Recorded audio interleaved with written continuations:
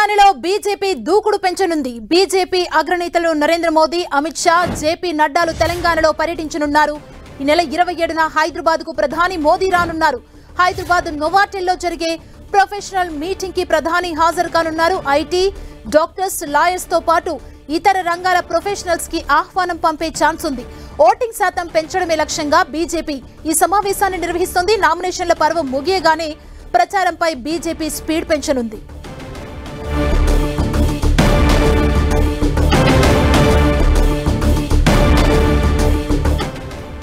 తెలంగాణపై BJP full focus చేసింది. ఇదే అంశానికి సంబంధించి మరిన్ని డీటెయిల్స్ మా ప్రతినిధి అజయ్ అందిస్తారు.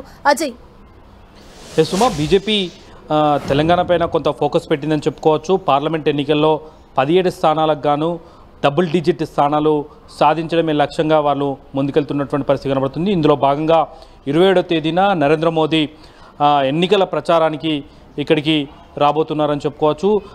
ఎన్నికల నోటిఫికేషన్ వచ్చిన తర్వాత ఆయన వస్తున్నటువంటి మొదటి సమావేశంగా కూడా మనం చెప్పుకోవచ్చు. అయితే ఈ సమావేశం ఎడ్యుకేషన్ సెక్టార్లతో, ఎడ్యుకేటెడ్ సెక్టార్ ఎవరైతే ఉన్నారో వారితో నరేంద్ర మోదీ సమావేశాన్ని బీజేపీ నేతలు ఇక్కడ ఏర్పాటు చేసినటువంటి పరిస్థితి మనకు కనబడుతుంది. ముఖ్యంగా హైటెక్ సిటీలోని నోవోటల్లో ఐటీ ప్రొఫెషనల్స్తో పాటు అడ్వకేట్స్, అదేవిధంగా డాక్టర్స్తో పాటు ఇతర ప్రొఫెషనల్గా ఉన్నటువంటి వృత్తి రంగంలో ఉన్నటువంటి మేధావులను, ఏవైతే ఎడ్యుకేటెడ్ సెక్టార్ ఏవైతే ఉందో వాళ్ళందరినీ కూడా ఆహ్వానించి నరేంద్ర మోదీ తోటి సమావేశాన్ని ఏర్పాటు చేయడం జరిగింది. బీజేపీకి సాధారణంగా అర్బన్లో ఓట్ బ్యాంకు ఎక్కువగా ఉంటుంది. అయితే అర్బన్ ఓట్ బ్యాంకులో ముఖ్యంగా ఎడ్యుకేటెడ్ సెక్టార్లలోనే బీజేపీకి మెజార్టీ ఓట్లు వస్తూ ఉంటాయి. కానీ వీళ్ళు ఓటింగ్లో పాల్గొనడం అనేది కొంత తక్కువగా ఉంటుంది. ముఖ్యంగా అపార్ట్మెంట్స్ అయితేనేమి, గేటెడ్ కమ్యూనిటీస్ లాంటి ఏరియాలు అయితేనేమి, ఏదైతే ఎడ్యుకేటెడ్ సెక్టార్ ఎక్కడైతే ఎక్కువగా ఉంటుందో ఆయా ప్రాంతాల్లో కొంత ఓటింగ్ పర్సెంటేజ్ అనేది తక్కువగా నమోదవుతూ ఉంటుంది. అది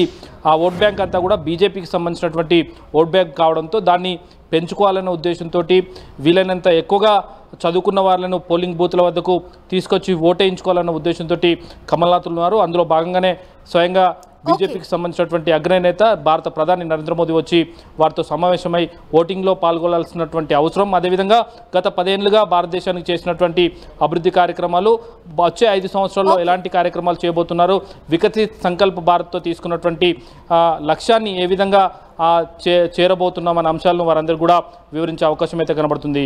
సుమా, థ్యాంక్ యూ అజయ్.